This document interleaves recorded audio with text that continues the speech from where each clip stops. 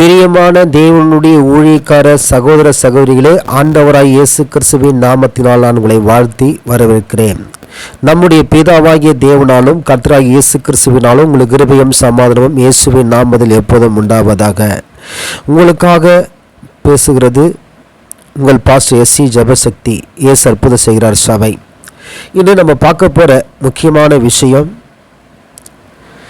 தேவ சித்தத்துக்கு ஒப்பு கொடுத்து நாம் ஜெபித்தாலும் ஊழியம் செய்தாலும், குறிப்பாக ஊழியக்காரருடைய பிள்ளைகளுடைய திருமணத்தில் ஏற்படுகிற பலவிதமான முரண்பாடுகள், பிரச்சனைகள், போராட்டங்கள், பிரிவினைகளை பார்க்கிறோம். இதுக்கு முற்றுக்கட்டையாய் இருக்கிற ஜாதியை பார்த்து, ஊரை பார்த்து, வசதியை பார்த்து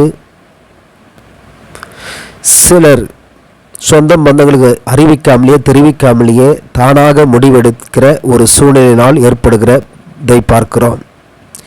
எனவே பிரியமான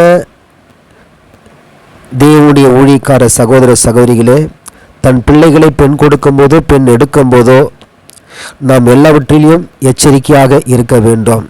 இயேசு கிறிஸ்து சொல்லுகிறார், 13வது அதிகாரம் மார்க்கு 5வது வசனம், இயேசு அவர்களுக்கு பிரேத்தமாக ஒருவனும் உங்களை வஞ்சியாதபடிக்கு எச்சரிக்கையாக இருங்கள் என்று சொல்வதை பார்க்கிறோம். அதனால் நாம் பெண் கொடுக்கும் போதும் பெண் எடுக்கும் போதும் நாம் எச்சரிக்கையாக இருக்க வேண்டும்.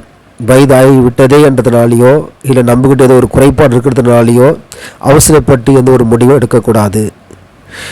ஊழியக்காரர்களின் பிள்ளைகளின் திருமணம் கவனம், எச்சரிக்கை தேவை. விசாரிப்பு, பெண் எடுப்பதோ பெண் வீட்டாரையோ பெண்ணையோ மாப்பிள்ளை வீட்டாரையோ மாப்பிள்ளையோ நம்ம சரியாய் விசாரிக்க வேண்டும். 1க்கு 10 முறை அவர் வீட்டுக்கு போய் வர வேண்டும்.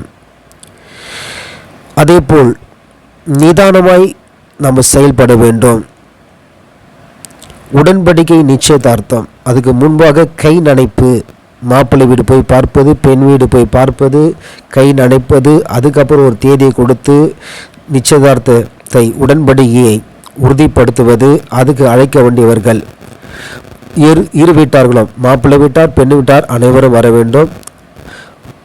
சபை பாஸ்டர், இருதரப்பு சபை பாஸ்டர்கள், சபை விசுவாசிகள் வர வேண்டும்.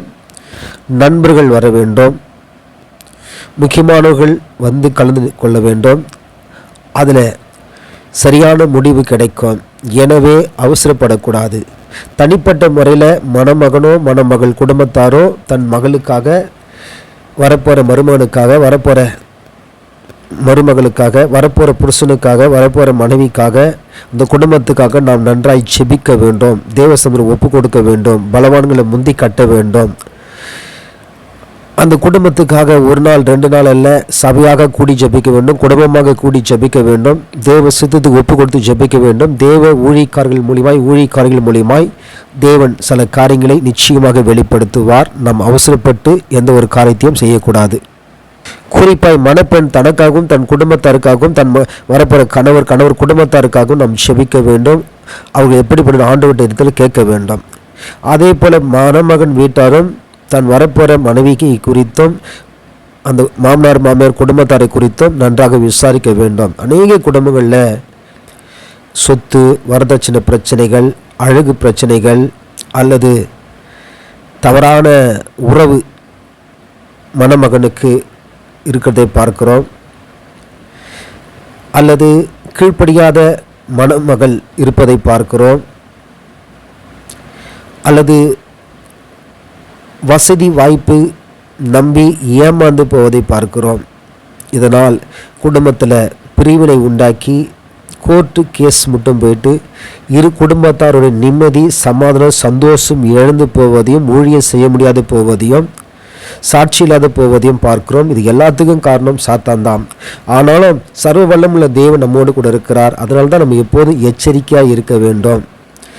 குறிப்பாய் வெளிநாடுகளுக்கு முடிந்த வரையில் பெண்களை திருமணம் செய்து கொடுக்காமல் இருப்பது ரொம்ப சந்தோஷமான விஷயமாக இருக்கும், புத்திசாலித்தனமான விஷயமாக இருக்கும். எத்தனையோ தாய் தகப்பன்மார்கள், ஊழியர்கள், பெரிய பேர் பெற்ற பிரசித்தி பெற்ற ஊழியர்களுடைய சந்தர்ப்ப சூழ்நிலை வயது கோளாறுனால மரித்து போனாலும் தகப்பனுடைய அடக்க ஆராதனையில் கூட கலந்து கொள்ள முடியாத எத்தனையோ பெண்கள் இருப்பதையும் என் மணமகன் கூட இருப்பதையும் பார்க்கிறோம். இந்த அவல நிலை தேவையில்லை. குறிப்பாய் மணமகளை வெளிநாட்டுக்கு திருமணம் செய்து கொடுக்காமல் இருப்பது நல்லது. பெருமைகளாக இருக்கலாம், ஆனால் எந்த மகள் வர வேண்டுமோ எந்த மகன் வர வேண்டுமோ அவங்க வர முடியாது போயிடும். அது இருக்கிறதுலேயே பெரிய வேதனையாக இருக்கும். அதனால் அப்படி இல்லாமல் இருப்பது எச்சரிக்கையாக இருக்குங்கள். கர்த்தர் உங்களை ஆசீர்வதிப்பார். மணமகன் மணமகள் நிச்சயமாக கவனத்தோடு இருந்து திருமண காரியங்களை ஒழுங்குபடுத்தி கர்த்தருக்கு சித்தத்துக்கு ஒப்பு கொடுத்து சபையார், உறவினர்கள், நண்பர்கள் யாவரையும் இணைத்து ஒன்று சேர்ந்து எல்லார் முடிவும் சரியாக இருக்கதான் பார்த்து கொண்டு தான் இந்த திருமணத்தில் நாம் ஈடுபட வேண்டும். கர்த்தர் ஆசீர்வதிப்பார். எச்சரிக்கையாக இருப்போம். God bless you.